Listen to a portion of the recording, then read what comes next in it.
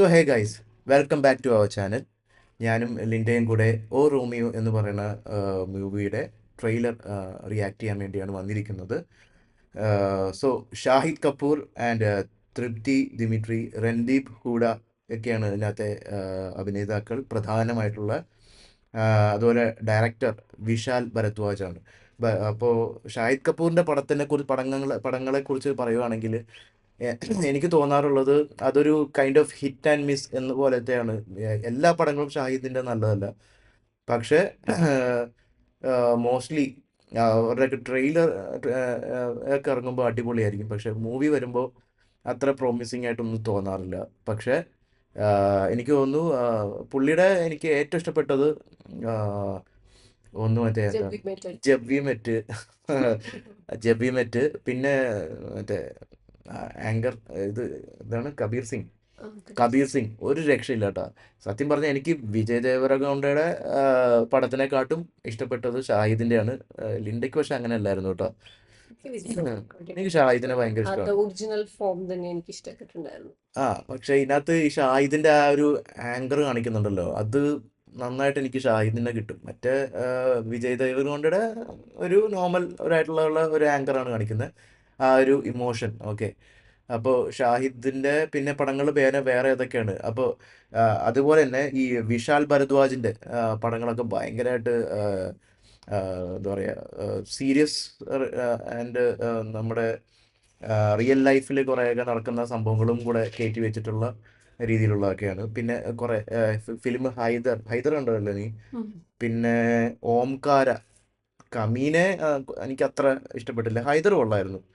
Okay. അപ്പോൾ ഇതൊക്കെയാണ് പ്രധാനമായിട്ടും ഓക്കെ. പിന്നെ തൃപ്തി ദിമിട്രി, അവരുടെ ഫിലിമാണല്ലോ മറ്റേ ബുൽബുൽ ബുൽബുൽ. ഓ ഓ twenty Bulbbul. Okay okay, Bulbbul Bulbbul. ആ, ആളുടെ നല്ല വർക്ക് പിന്നെ ഉണ്ട് അത് ആ രൺവീർ സിംഗ് അല്ലല്ലോ, രൺബീർ കപൂറിന്റെ ആനിമൽ. ആനിമൽ. അതുണ്ടായിരുന്നു. അവർ കുറച്ച് നേരം ഉണ്ടായിരുന്നെങ്കിൽ പോലും എനിക്ക് ഇഷ്ടപ്പെട്ടായിരുന്നു തൃപ്തിയുടെ അഭിനയം. അതുപോലെ തന്നെ രൺദീപ് ഹൂഡ, അപാര കാലിബറുള്ള ഒരു നടനാണ് രൺദീപ് ഹൂഡ. ആഹ് ബോളിവുഡ് ശരിക്കും പുള്ളീനെ അത്രയ്ക്കും എടുത്തിട്ടില്ല എന്ന്, മീൻസ് യൂസ് ചെയ്തിട്ടില്ല എന്നാണ് എനിക്കിപ്പോഴും പറയാനുള്ളത്. അപാര ടാലൻറ്റഡ് ആണ് കേട്ടോ. അപ്പോൾ എന്തായാലും let's watch the trailer of O Romeo.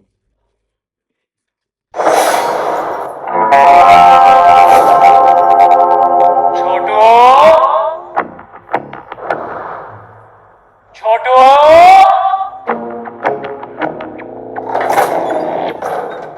कौन शेंडी लगा रहा है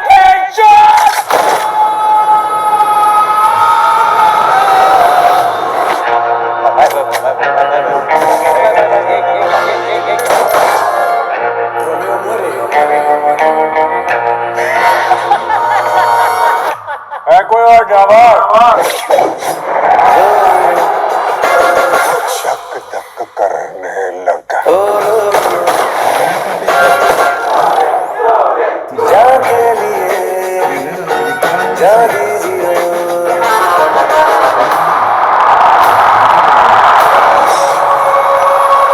इश्क में आशिक तर जाए तो रोमियो, मर जाए तो चूतिया।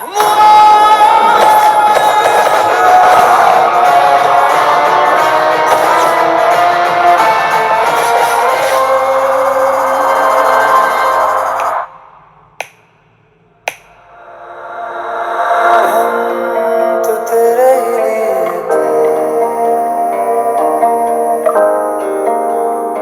तेरे ही लिए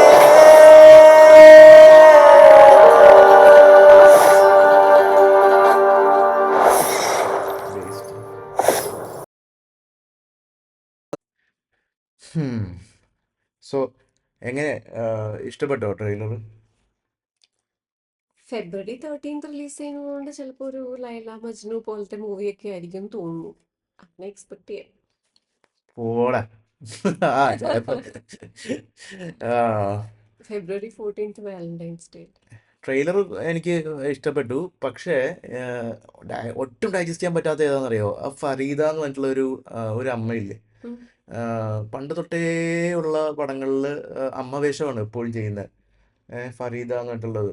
എനിക്ക് ആ, എന്താ പറയുക, ഒരു അമ്മ ശരിക്കും അവർ അഭിനയിക്കുമ്പോൾ നമ്മുടെ അമ്മ സംസാരിക്കുന്ന പോലെ ആയിരിക്കും തോന്നുന്നത്. മനസ്സിലായോ?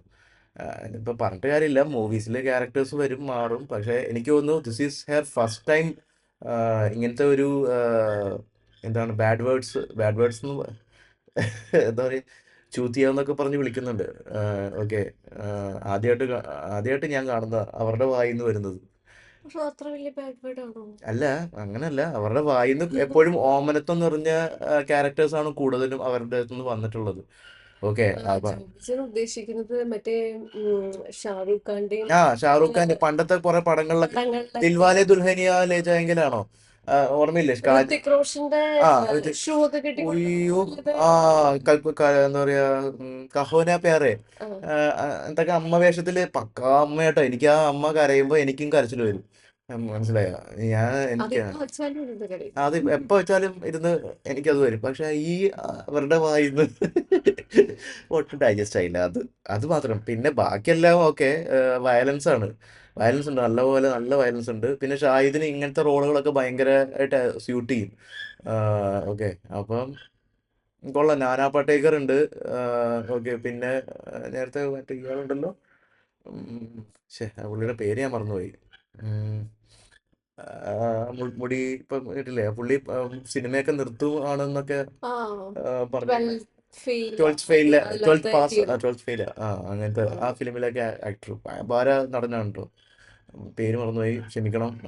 അപ്പോൾ എന്തായാലും ഒരു ബിഗ് സ്റ്റാർ കാസ്റ്റ് ആണ്.